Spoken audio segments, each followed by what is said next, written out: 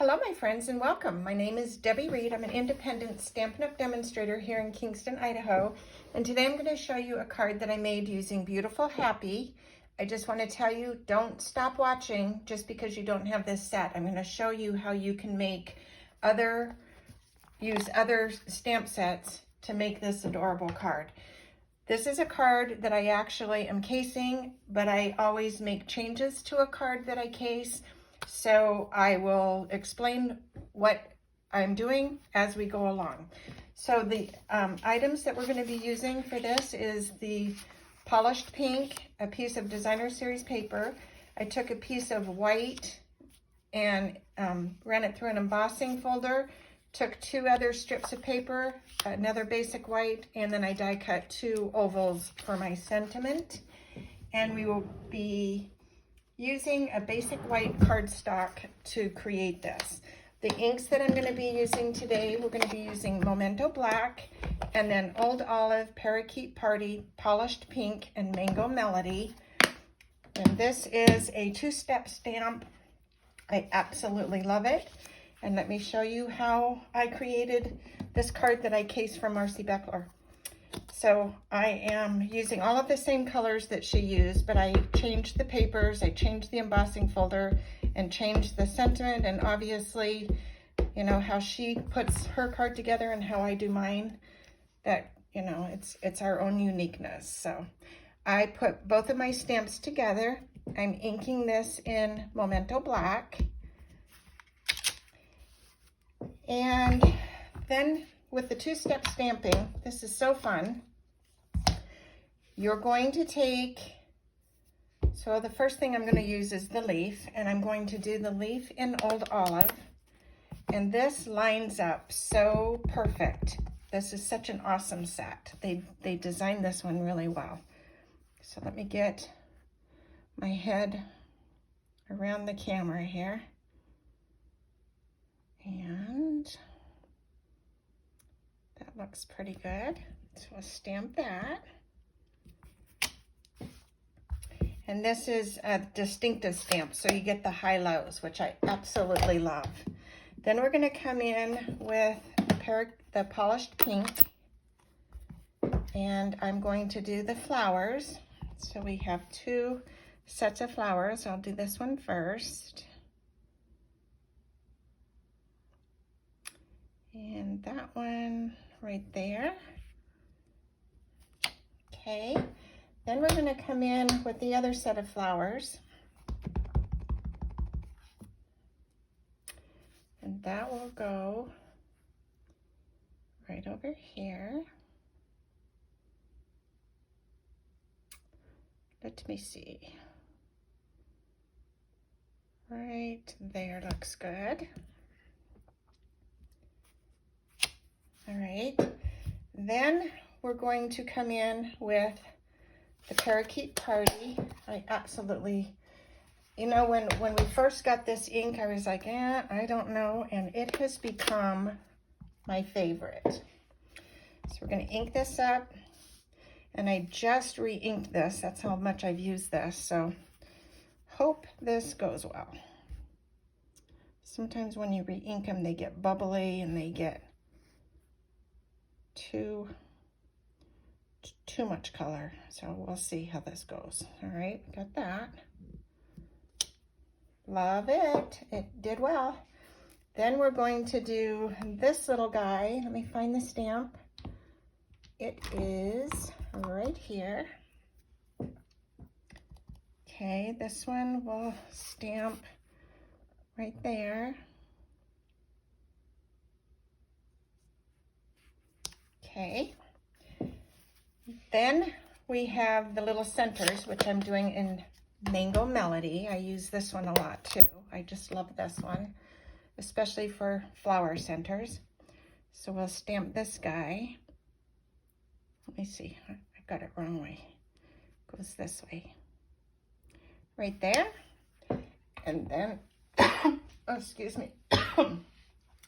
Excuse me, I got a tickle. Okay, and then this one. We'll go right there. Okay, and then I'm going to take my alcohol markers.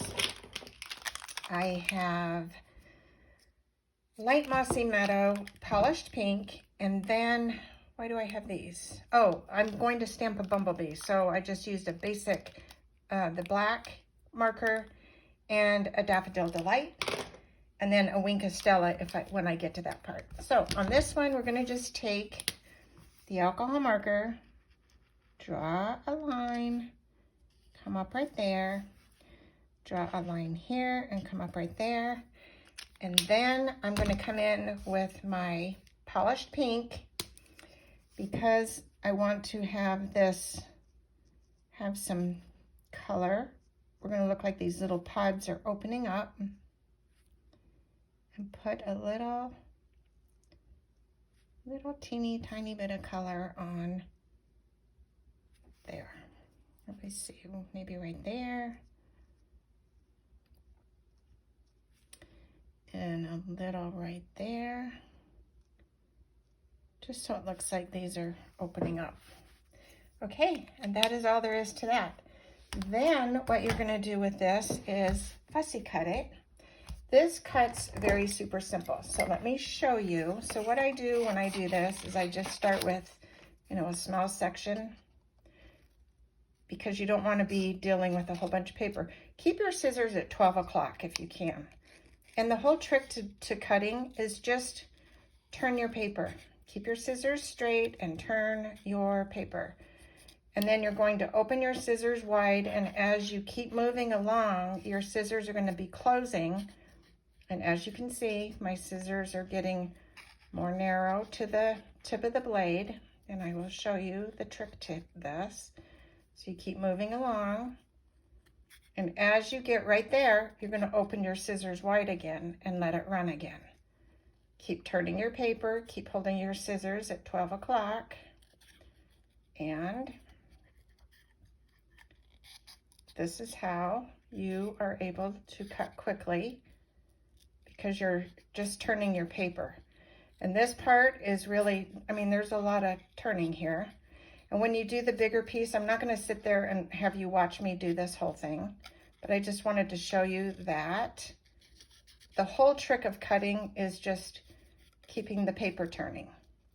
So we're almost to the end of this. I just want to show you that, it's all about keeping the scissors straight and turning the paper. And we're going to clip this end off. So what I did is I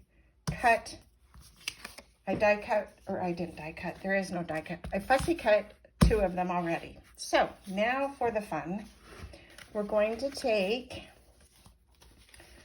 our designer series paper. So this is where, don't worry about paper. If you don't have this paper, I didn't have the paper that Marcy had on her card. I didn't have the embossing folder that she had. Use whatever you have on hand, and it all works. This card could be used, so I ended up pulling some other sets out. If you don't have the Beautiful Happy, you could go to Old Forever Blossoms, and this would also work very well with this card. So you would, you could use that flower, you could do different colors of flowers. So this is one flower that would work with this card that we're making. Or you can take a set that's still current, and I was thinking Dainty Delight, this would work for this card. Or you could do a set that I didn't purchase, which is the Ranunculus. That set would work for this card. So don't worry about if you don't have this stamp set or not. There's always variances that you can always use. We're going to take our polished pink card base, and I'm going to try not to touch this with this edge because it's so noisy. But I do like this bottle better than the other one, so I'll try not to scratch so hard, but it does scratch. Okay, now we're going to line this up. This is just 1/8 of an inch shorter than the card base, which is thick basic white. Then we're going to take our designer series paper. This also happened to be from the Celebration catalog, Don't worry about the paper. You can always find something in similar colors, similar patterns, or create something completely different. So just want to tell you, you know, no card has to have exactly the same of something that you saw. So then we're going to throw this on here. Then I found this wonderful embossing folder. I went to my old catalogs to see what this is. I have no clue. So once again though, just use whatever you happen to have on hand, because any embossing folder will work. Okay, when you are putting an embossing folder of paper down that has been embossed, you do want to use your monotombo glue, because it will get into the cracks and crevices of your embossing and adhere perfectly. Okay, this is where the fun begins on creating our card. We are going to take what I fussy cut, and we are going to take some tiny dimensionals, and I did bring them here, yay. So we're going to take some tiny dimensionals and just add, oops, excuse me, I'm going to disconnect.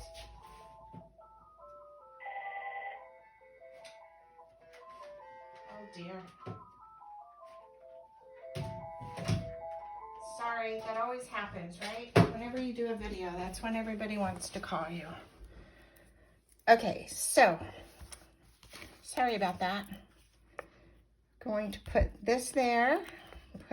I'm going to grab some big ones.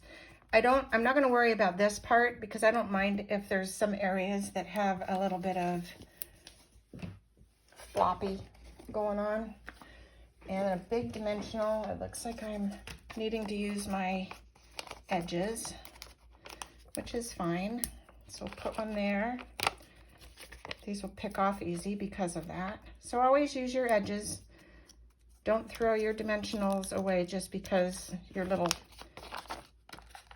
octagon shapes are used up. Use up these edges too. All right, put one there and put one right there. Okay, now taking off these little guys. This should go quick because they're big pieces. Throw those in my trash. Okay, almost. Give me a minute. One there, and one more. So then we're going to take this and place it on the card, like that. Then I'm going to take this other piece that was fussy cut, and I'm going to stick this in here, right there, and I'm going to glue this one flat.